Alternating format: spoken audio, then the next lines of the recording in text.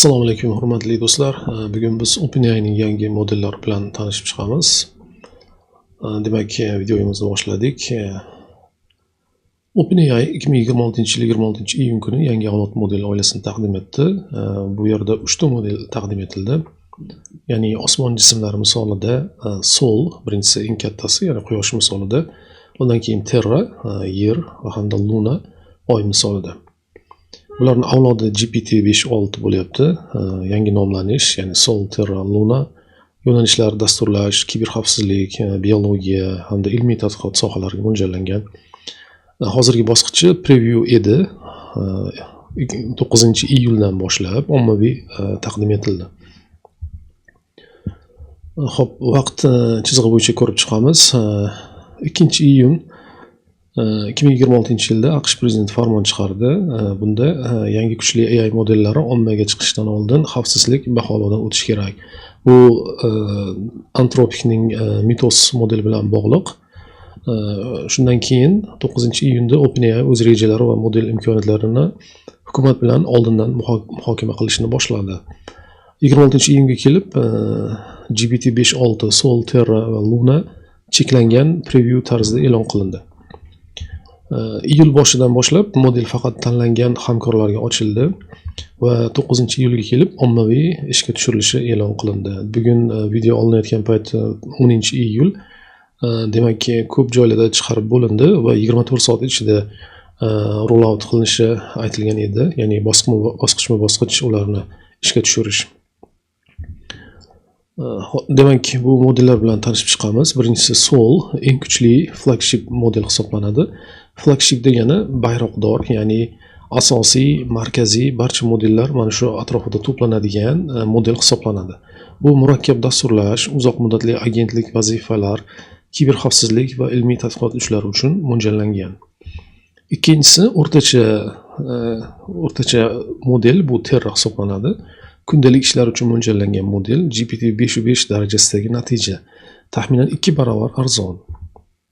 Undan keyingisi Luna, bu eng tezkor va eng arzon model, oddiy yuqori hajmli vazifalar uchun mo'ljallangan. Bu eng kichik variant. Sol modelida 3 ta rejim bor. Birinchi rejim standart, ya'ni oddiy rejim bo'lib, bunda modelning asosiy ishlash rejimi tez javob berish hamda kam resurs sarflashga mo'ljallangan. Ya'ni bu yerda o'ylash, javobni fikrlash qobiliyatlari bo'lmaydi. Undan keyingi rejim Max rejimi bo'lib, faqat Sol modelida mavjud. Modelga murakkab masalalar ustida chuqurroq va uzoqroq fikrlash imkonini beradi. Undan keyingi rejim Ultra rejimi. Bu rejimda bir nechta yordamchi ostki agentlardan foydalanib, katta vazifalarni bo'lib tezroq bajarish usuli. Bitta model o'rnida bir nechta yordamchi parallel ishlaydi. Ya'ni bu yerda bir nechta agent modellar ishlaydi va masalani bo'laklarga bo'lib, parallel tarzda yaxshi va samarali bajarilishini ta'minlaydi.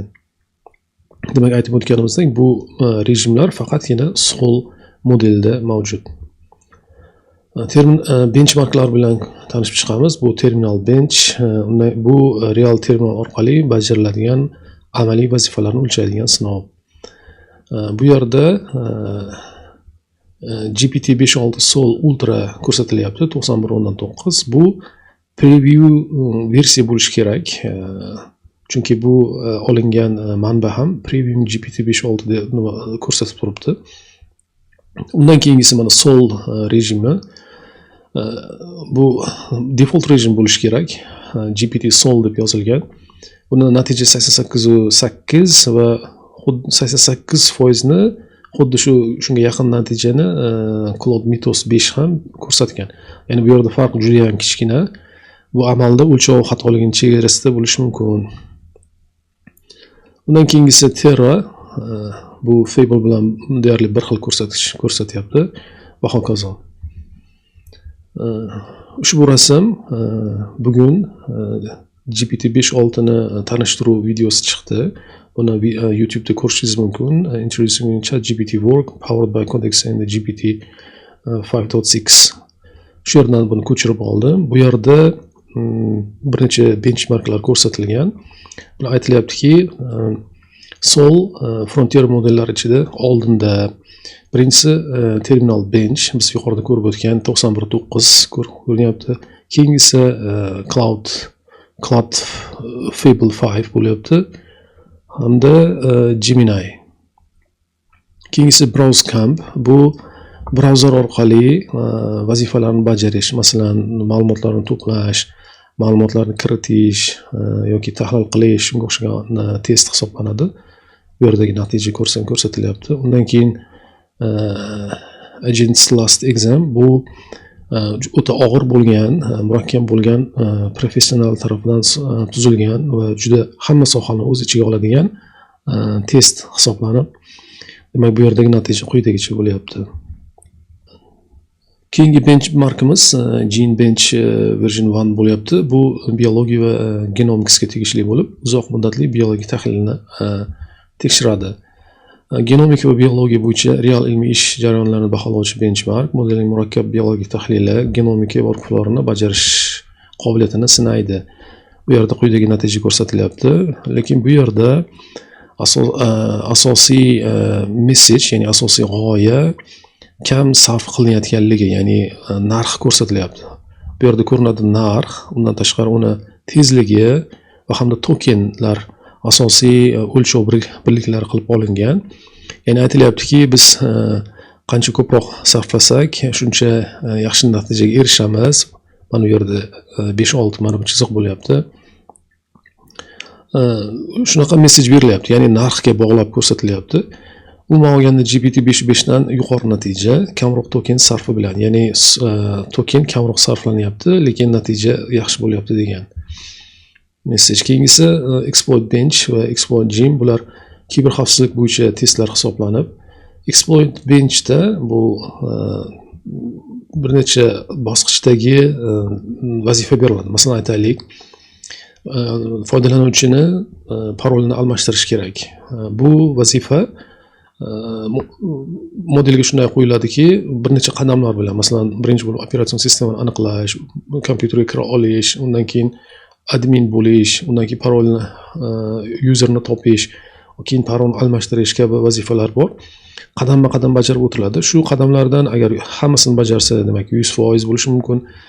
Ikkita qadam bajarsa, masalan 20 ball bo'lishi mumkin, yoki 5 ta qadam bajarsa 5 ta, ya'ni 50 ball bo'lishi mumkin. Shunga o'xshagan baholash tizimi bo'ladi. Bu yerda ko'rsatilyaptiki, yana o'sha tokenlar ko'rsatilyapti. Token, agar biz kam token bilan, ya'ni 3 barobar kamroq output token ishlatgan holda yaxshi natijaga erishdik.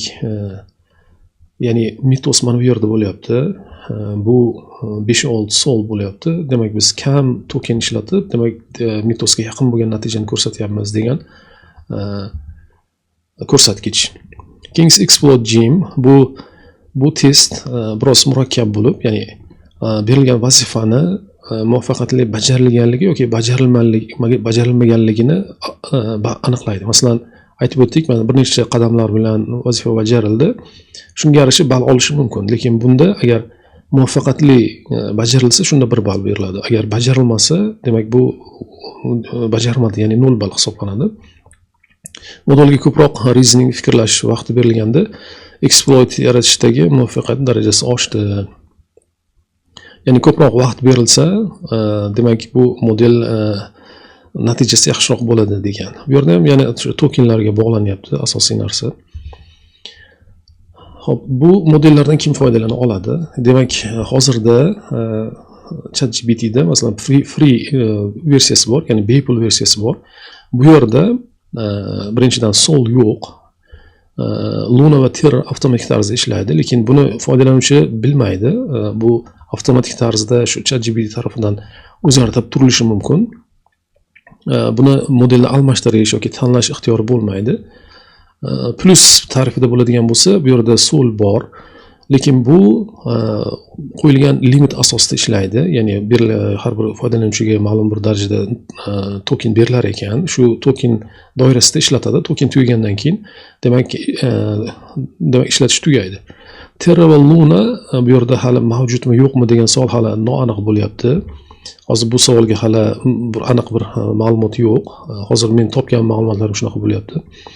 Endi Pro versiyasiga keladigan bo'lsak, bu yerda hamma imkoniyatlar mavjud. Sol, Max, Solni Max, Ultra, Terra Luna modellarini tanlab, xohlagan paytda xohlagan modelni ishlatish mumkin.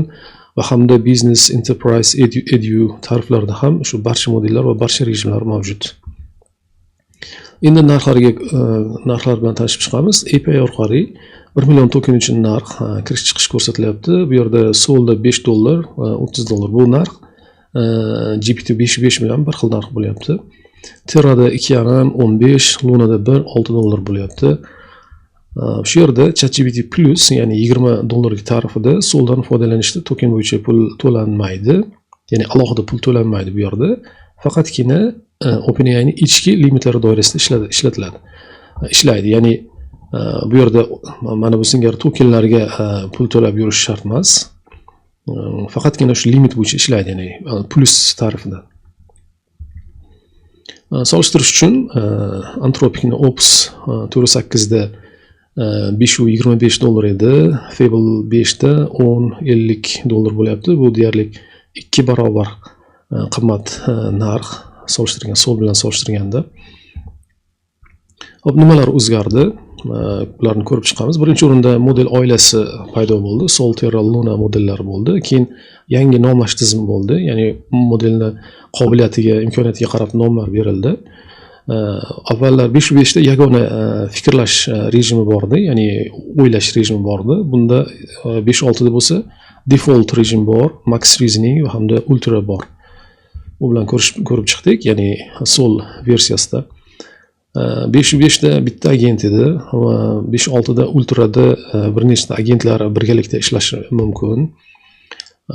Avvallar asosiy e'tibor model sifatiga qaratilar edi. Bu safar asosiy e'tibor intelligence per dollar bo'lyapti. Bu yerda idrok har bir so'm uchun yoki so'mga yarasha idrok bo'lyapti. Ya'ni pulga yarasha idrok degan konsepsiya oldinga surilyapti. Benchmarklar qo'yilardi oldin. Bu safar benchmark bilan tokenning samaradorligi va hamda uni tezligi ko'rsatildi. Avvallar flagship model narxi bo'lardi. Bu safar Terra va Luna arzonroq variantlarini taqdim etdi. Cheklangan agentlik imkoniyati bor edi. Bu safar kuchli agentlik workflow va uzoq vazifalar bajarish imkoniyati bo'ldi 5.6 da. Ya'ni bu ultra versiyasida mavjud. Endi xulosa qilib aytadigan bo'lsak, bu oddiy foydalanuvchi uchun nimani anglatadi? Birinchi o'rinda shuni bilishimiz kerakki, Sol bepul tarifda hozircha yo'q. Bepul ChatGPT foydalanuvchisi GPT-5.6 Solni ishlata olmaydi. Eng kamida plus tarifida limit asosida oddiy rejimda ishlash mumkin. Undan keyin modellar toifalandi, ya'ni GPT-5.6 foydalanuvchisiga vazifa murakkabligi, tezlik va narx o'rtasida tanlov qilish imkoni beradi. Kerakli model va rejim ish turiga qarab tanlanadi. Ya'ni siz qanday ish qilishingizga qarab modellarni tanlab, shu bo'yicha ishlashingiz mumkin. Undan keyin asosiy e'tibor so'mga, ya'ni pulga yarasha idrok konsepsiyasi bo'lyapti. Ya'ni kamroq token ishlatish, pastroq narx, tezlik, agentli ish jarayonlari taqdim etildi. Undan keyin yana bir tendensiya paydo bo'lyapti. Kuchli AI modellariga kirish endi faqat texnik tayyorgarlik emas, balki davlat siyosatiga ham bog'liq bo'lib qolyapti. Biz ko'rdikki, bu modellarni chiqarishdan oldin albatta AQSh hukumati bunga ruxsat berishi kerak. Uni tekshiruv bosqichlarida faqatgina tanlangan kompaniyalar ishlatishyapti. Yana ko'rdikki, bu xohlagan paytda bu modellar o'chirib qo'yilishi mumkin. Mana Mythos modellarini ko'rdik. Va mana shunday tendensiya ham paydo bo'lyapti. Buni ham bilib qo'yishimiz kerak bo'ladi. Demak, hozircha qisqacha OpenAIning yangi modellari to'g'risidagi tanishtiruv video bo'ldi. Agar fikr mulohazalaringiz bo'ladigan bo'lsa, yozib o'ting. Video yoqqan bo'lsa, like bosing, kanalga a'zo bo'lib qo'ying. Bu kanalda shu sun'iy intellekt bilimlari va hamda oxirgi yangiliklarni berib borishga harakat qilamiz.